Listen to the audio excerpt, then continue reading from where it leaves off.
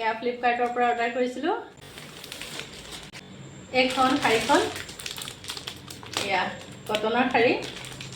কেনেকুৱা লাগিছে বাৰু শাড়ীখন? গুলপীয়া, নীলা আৰু সোণালী ৰং আছে শাড়ীখনত। এয়া মই এতিয়া খুলিম। শাড়ীখন খোলাৰ লগে লগে চুই ভাল লাগিছে। কটনৰ যে, গৰমত কটনৰ কাপোৰ চুই মই বহুত ভাল পাওঁ। সেয়া চুই ভাল লাগিছে চুই।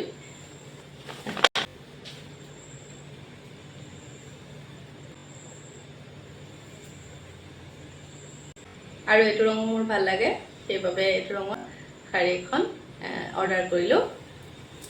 চাদৰ মেখেলা পিন্ধি আটাইতকৈ বেছি ভাল পাওঁ, যদিও শাড়ীও পিন্ধোঁ আৰু কুৰ্তিও পিন্ধোঁ মই। আৰু সকলোবোৰ কাপোৰে মোৰ পিন্ধিবলৈ মন যায়, সেইবাবে মই পিন্ধোঁ।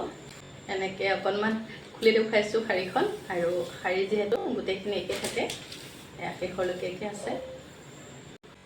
আৰু আজি ইয়াকে দেখুৱালোঁ। আজিলৈ মোৰ ভিডিঅ'টো ইমানতে সামৰণি মাৰোঁ। আপোনালোক সকলোৱে ভালে কুশলে থাকক। সকলোকে ধন্যবাদ জনালোঁ।